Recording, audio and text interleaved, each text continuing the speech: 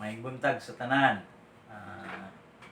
Musta man ang atong kinabuhi karon nga nata sa lockdown, nata sa mga home quarantine. Dili makagawas, dili makapalit, dili makadula, dili makasuroy-suroy. Dito sa mua sa Isla Verde, medyo dako may problema kay ang mga bata dili kapuyo og balay. Kay inglan balay gagmay kay lugar niya daghang mga bata. So gubot yung kayo og naa sa sulod sa balay, so kinahanglan gid sila mo gawas. And tungo permero mga duha ka semanang niagi daghang mga bata nga mabunalan sa among mga tanod dito kay walay mga mask o sige suroy-suroy. Pero salamat sa atong igsuon nga si Daniel nga nag-provide og mask para sa 200 ka mga bata. And napod-apod na po ang mga mas mga bata, so gamay na lang mabunalan sa ilaha. Pero ang ako lang masulti nga kinahanglan lang kita mutuman sa patakaran sa atong gobyerno kay parang wala tay sa tawag ana, wala tay mga silot nga madawat kay kung dili nato matuman ang patakaran o ang sugo sa atong balaod na ginay consequence nga may tabo sa tuwa. So karong buntaga, pasalamat ko nga ni pud ko maka-share sa inyo as pulong sa Ginoo ug ang gihatag sa ko sa Ginoo nga word sa akong kasing-kasing ato bitawng nagaingon nga ayaw ug kabalaka. Do not be anxious about anything. Memorize na ko ni sa King James. Pero dili na ko ma-memorize sa mga version. Do not be anxious about anything, but in everything by prayer and supplication with thanksgiving let your request be made known unto God, and the peace of God that passes all understanding will guard your hearts and your mind. So ginasud-ingnan ta sa atong Ginoo nga di ta mabalaka, pero dadon nato sa Ginoo ang tanang mga butang sa pag-ampo o pagpangalyo po nga may pagpasalamat. Tud ang iyahang balos ni ana, ang iyang tubag diha, ang kalinaw nga dili matugkad sa huna-huna maanaa ka nato. Mao na ang sikreto nato nga mga Kristyan, nga mga anak sa Ginoo. Kay bisag unsa kadako ang atong problema, usay wa tay kwarta, usahay gubot ang atong huna-huna tungod kay naglibog tag unsay atong himuon, pero tungod kay nagasalig ta sa Ginoo, nagatugyan ta sa iyaha na ang iyang kalinaw o bisag kita di ta kasabot nganong makapadayon ta tungod kay na ang presensya ka sa Ginoo kauban nato. Before ko magbasa sa iyang mga pulong, magampo sa kadali. Diyos na mo nga balahan, Diyos nga gamhanan, Diyos nga tag-iya sa tanang butang o tag-iya sa among kinabuhi. Lord, nakakita ka sa among panginahanglan, nakakita ka sa among gibati, nakaibalo ka sa tanang butang o wala may matago diha nimo. Bisan among mga huna-huna, bisan ang among mga pagkinahanglan, imo na ning naibaw-an. Panimo ming ginasugo, nga dili lang may mabalaka, kung dili istugyan nimo, isugid ka nimo ang among mga panginahanglan, ang among mga dalo na mo diha sa imuha, ang among mga sa mga pag-ampo, ang among mga gikinahanglan o ang imong kalinaw. Sa diyang magpasalamat mi diha kanimo, ang imong kalinaw magapuyo, magauban ka namo, magapanalipod ka namo. So karong buntaga, dear Lord, open our eyes and allow us to see wonderful things in your word. Abrihi among mga kasing-kasing, abrihi among mga panguna-una, ug tabangi mi, dear Father, nga dili na mo makit-an ang kalisod sa among kahimtang, dili na mo makit-an ang kalisod nga ginatubang karon sa katawan, sa kalibutan, ug dili makit-an na mo ka among Diyos nga balaan, Diyos nga gamhanan, Diyos nga labaw sa tanan, Diyos nga naigugma namo, Diyos nga nag-atiman namo, Diyos nga naisaad ka namo, nga dili minimo pasagdan, dili minimo biyaan.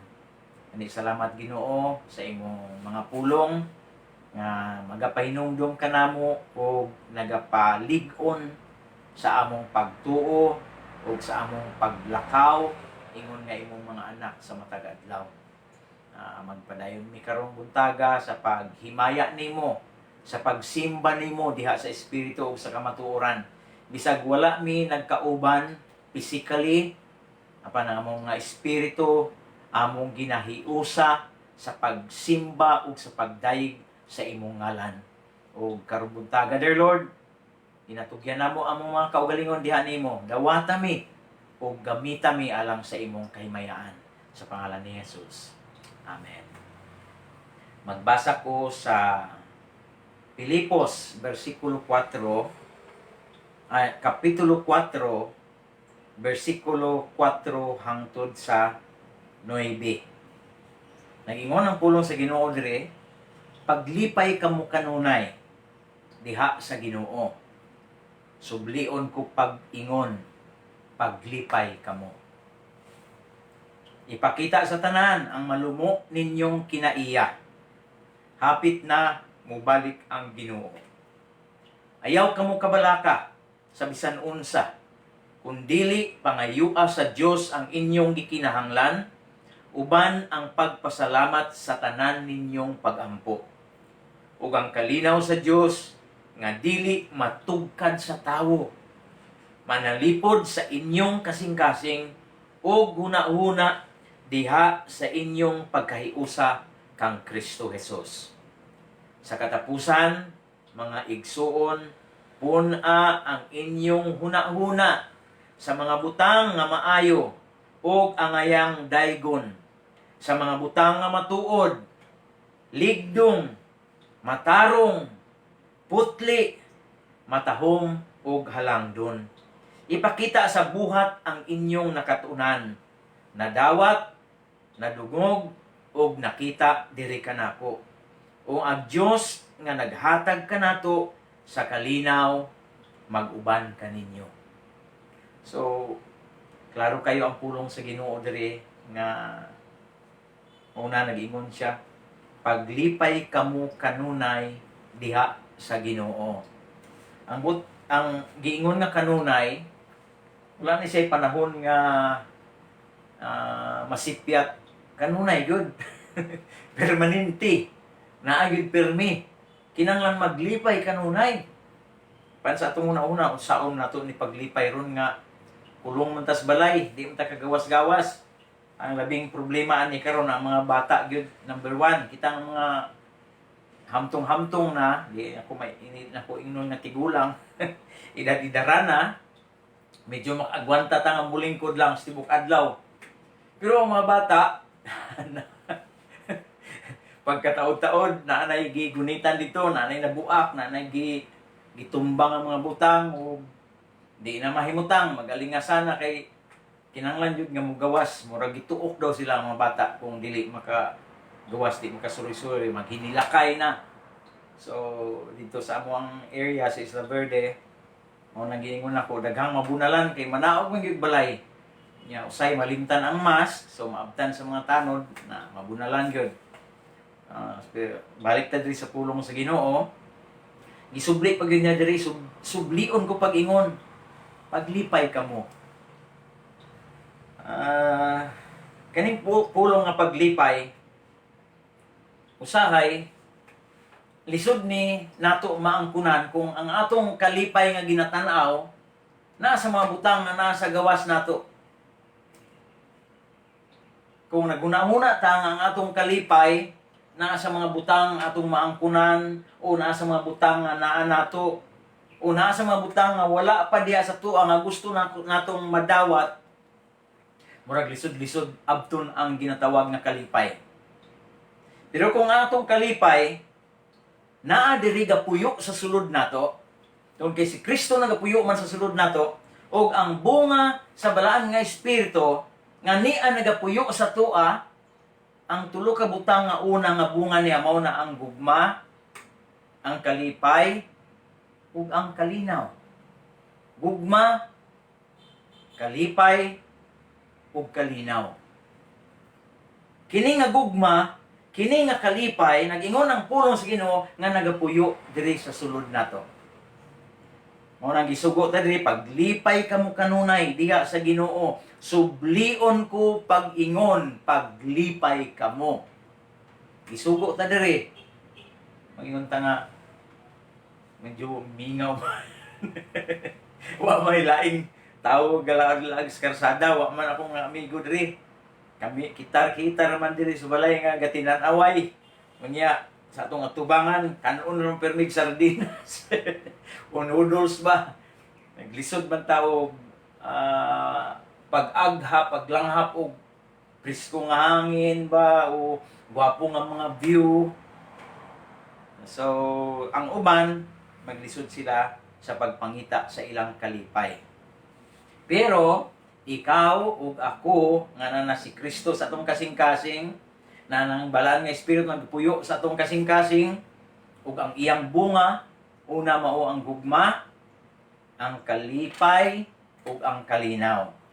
So dili na lisod para sa atoa ang magmalipayon ug ang magmalinawon tungod kay naa naman ni daan sa sulod nato. Ipakita sa tanan ang malumok ninyong kinaiya. Ipakita kuno nato sa tanan ang malumok natong kinaiya. Unsa man ang pasabot niini?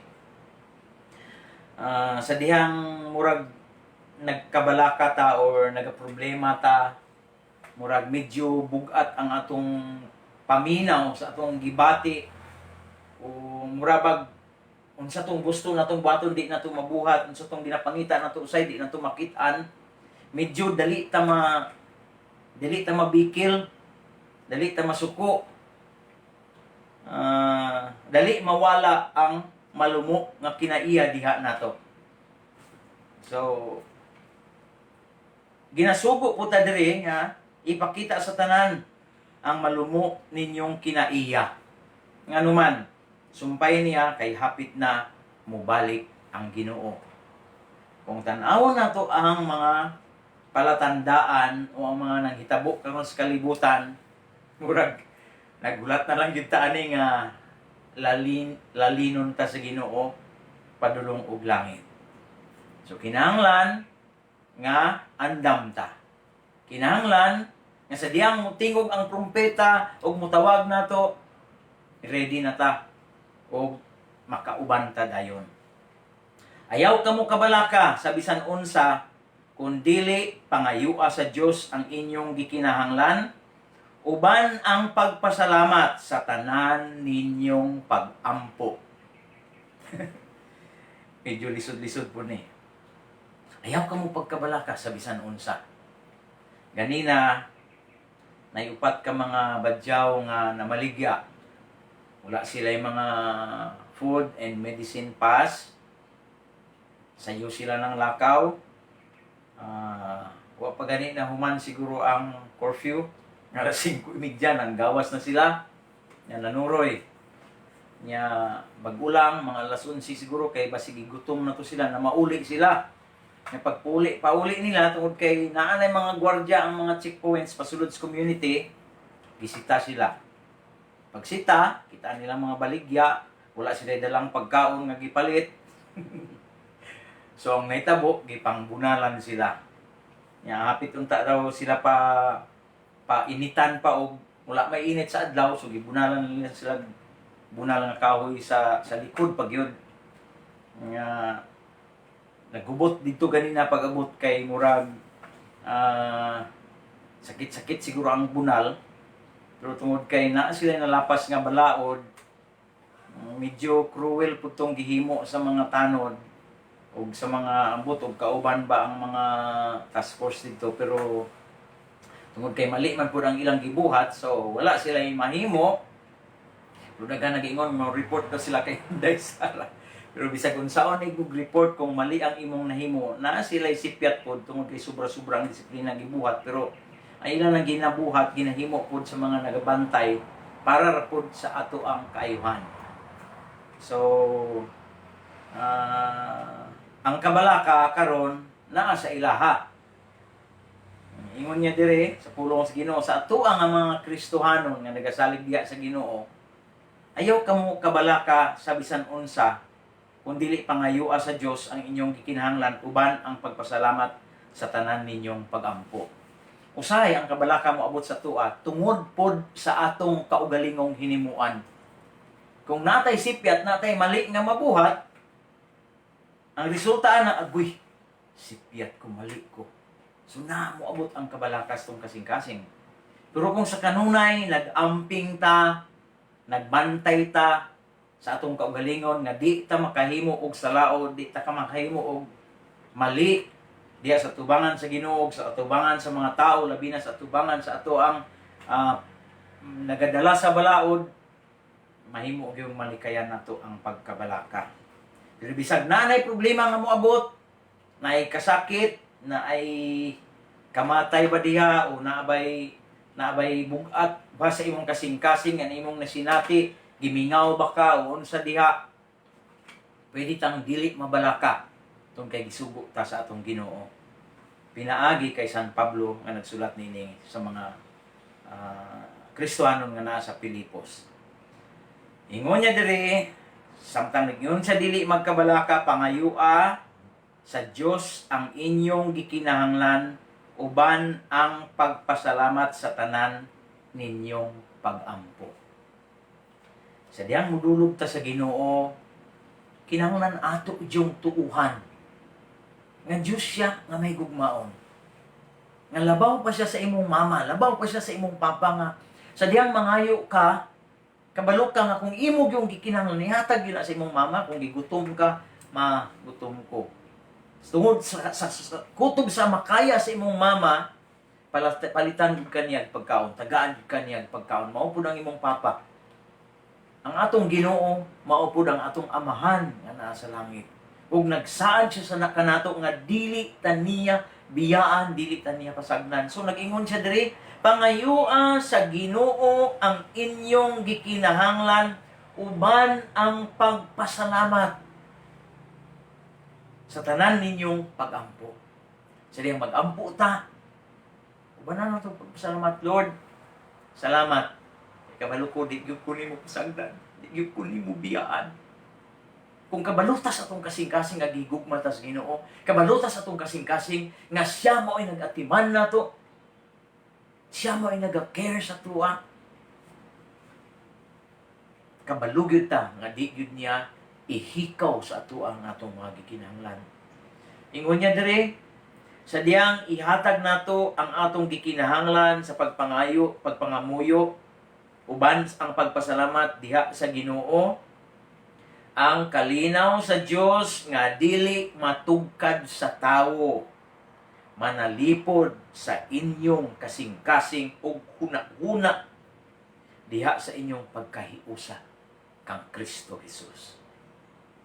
Ang kalinaw sa Dios nga dili matugkad sa tawo.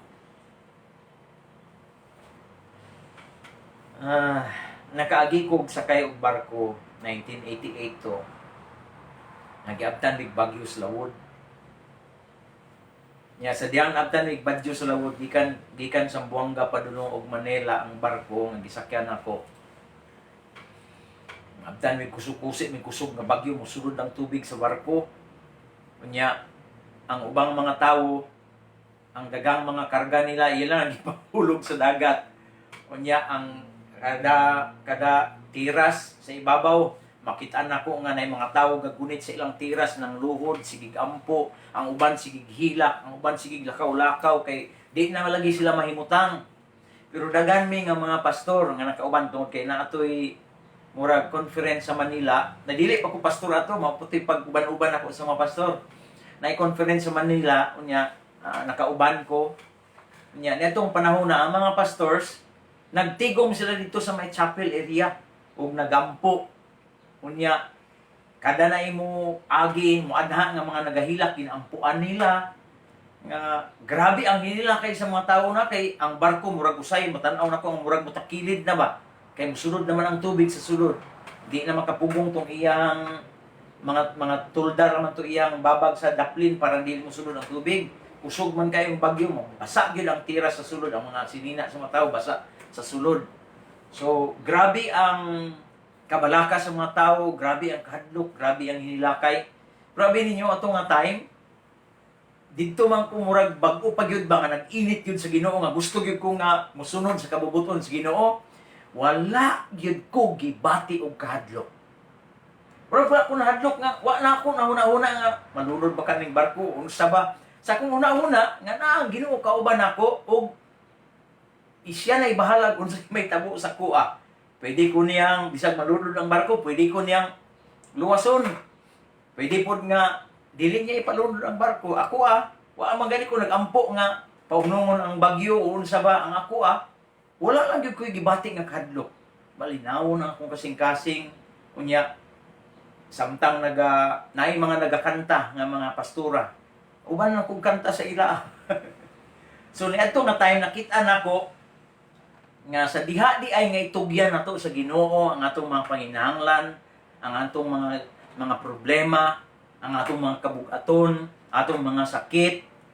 Uban ang pagpasalamat nga na ang Ginoo kauban nato, nga na siya dili kita niya pasagdan, di ta niya biyaan. Ingon ang pulong sa Ginoo ug ang kalinaw sa Dios nga dili matugkad sa tawo.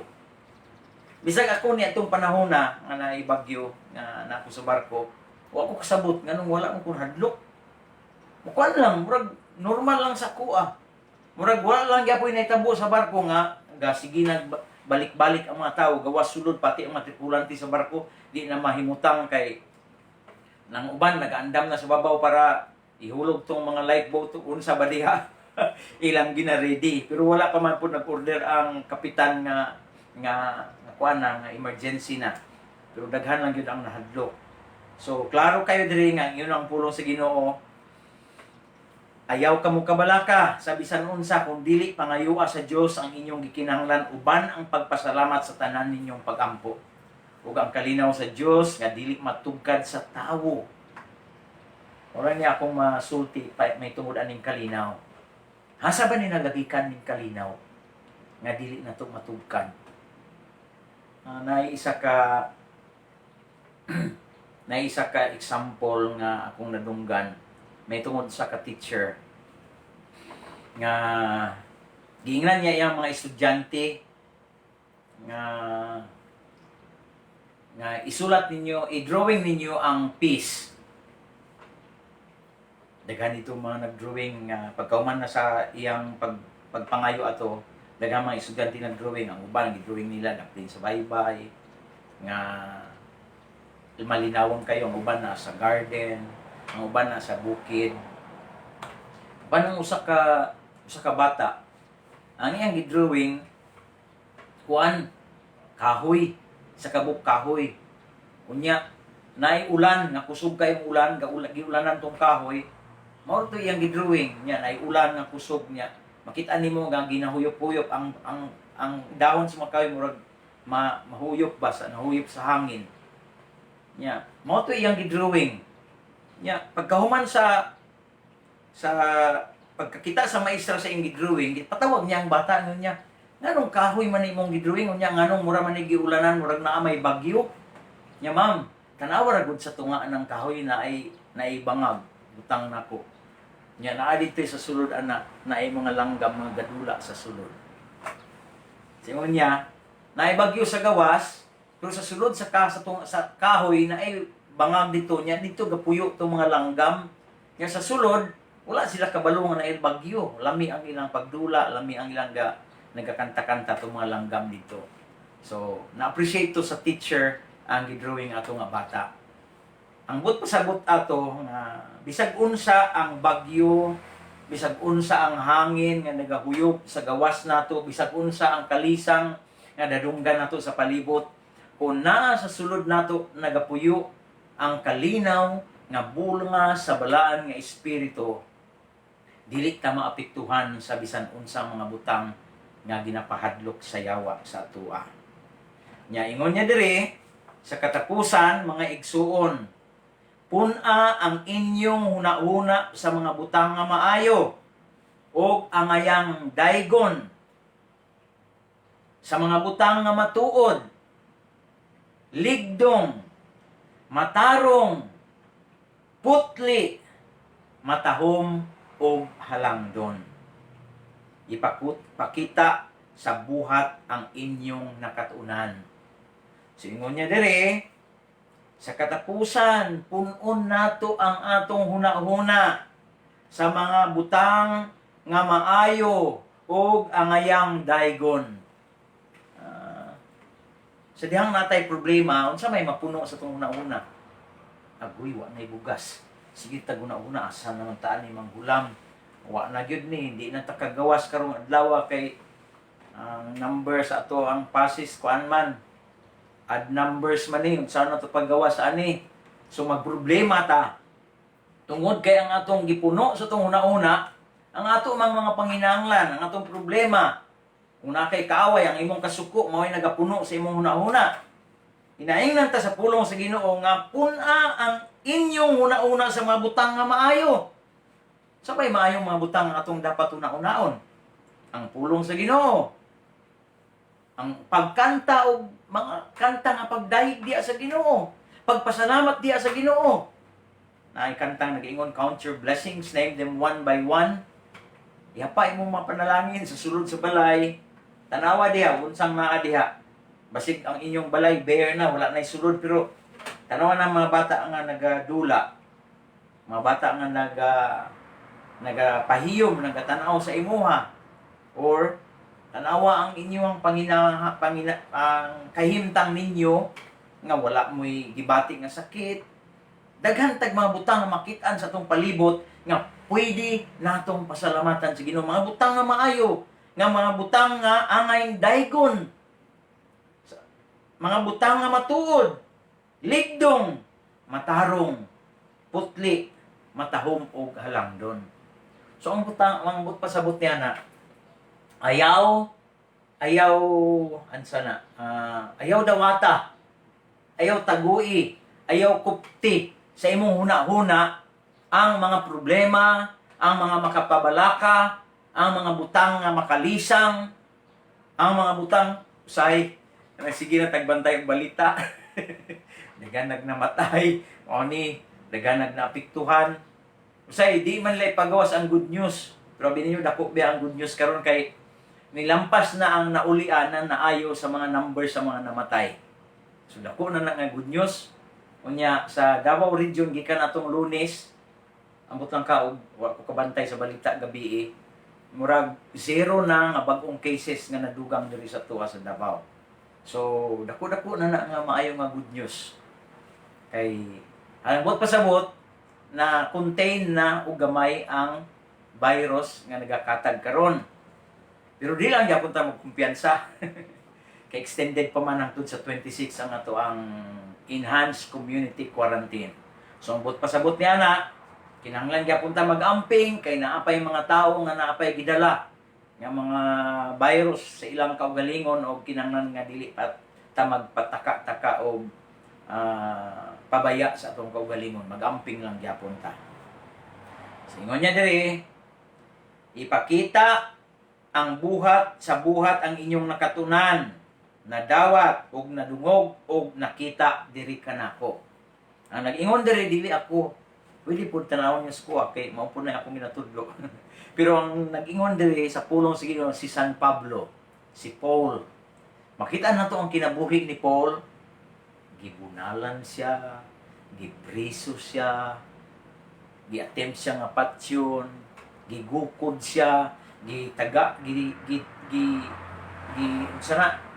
false witness, gitagaan sila mga bakak nga mga sumbong aron lang mamuundang siya sa pagpangalagad ug sa pagwali sa pulong sa Ginoo. Pero wala niya to baliha. Bisag na siya sa prisuhan, tong kauban sila si Paul ug si Silas, gibunal-bunalan na sila, gipriso, pero sadang gikuan pa gyud sa kahoy ang ilang tiil ug kamot, gipusasan og kahoy ba. Nya sa dihang na sila sa pulong sa prisuhan, nanganta pa gyud sila pagdaig sa Ginoo. Una nga nauyog ang prisuhan. Nya na wala ang gapos nga nakahigot nakabutang sa ilang mga kamot o nahilway sila ni atong panahon. So yun ni Paul diri, ipakita sa buhat ang inyong nakatunan, ang inyong nadunggan sa pulong sa Ginoo, ipakita sa buhat ang inyong nadawat, ang inyong nadungog o nakita diri kanako. O diba ang inyong nabasa, ang inyong natun-an, ang inyong nadunggan gikan sa pulong sa Ginoo, ipakita sa buhat. Ang buot pasabot tungod kay nang ang pulong sa Ginoo nga paglipay kamo kanunay diha sa Ginoo. Yan ang pagsubo-subo diha. Ay naguna-una atong imong uyab gibiyaan ka. O di ba? Ayan naguna-una gikasaban ka sa imong mama ganiha. Paglipay, ang pulong sa Ginoo, paglipay kamo diha sa Ginoo. Sublion ko pag-ingon, paglipay kamo. Gisugo ta dire nga maglipay. Bala nagway kwarta. Bala naglugaw ra imong ginaluto diha o di ba? Ang sudan nimo sa isak semana na sardinas. Alami man biya ang sardinas, pero adlaw-adlaw say ang imong gininhawa sardinas sa tanan. Pero pwede tang maglipay. Tungod kay gisugo ta sa Ginoo nga maglipay ta. Tungod kay number 1, ang kalipay nato di gikan sa balaan nga espiritu nga nagapuyo diha kanato. Number 1, ang gugma, ang kalipay, o ang kalinaw. Napay daghang nga bunga sa balaan nga espiritu, pero diha lang kumututok sa tulo karon. Gugma, kalipay, ug kalinaw. Ug dugangan ako og duha ka bersikulo before ta mo close. Sa 1 John 4:18, nag-ingon dito. There is no fear in love, but perfect love casts out fear. Basahon na to ko sa Bisaya di para klaro. 1 John 4:18. Ingon niya diri, walay kahadlok diha sa gugma. Ang gugmang hingpit magwagtang sa tanang kahadlok. Busa kung mahadlok gihapon ang tawo, wala pa mahingpit ang gugma diha kaniya. Kaya ang kahadlok may kalabutan man sa silot. Nganong gibasa ang gidugang nako ni? Kay kung maingon tang kabalaka, anxiety, ang number 1 source sa anxiety ang fear. Nganong mabalaka man ka? O kung nakay uyab, nganong mabalaka man kasi ang uyab? Masigbiyaan ko, sigulagan ko.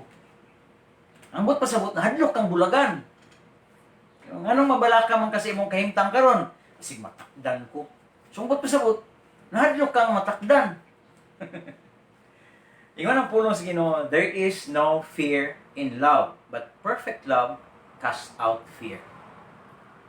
Sumawala ang kahadlok diha sa gugma tungod kay ang hingpit nga bugma makapawala, makapawagtang, makapalayas sa kahadlok. Unsa may buot pasabot ani? Kay nung ka kung tong bata pa ka,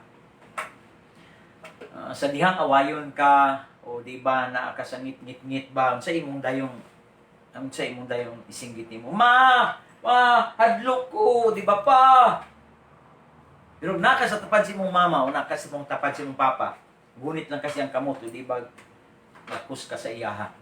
Ibati pa ba gyapon kag hadlok? Wala na.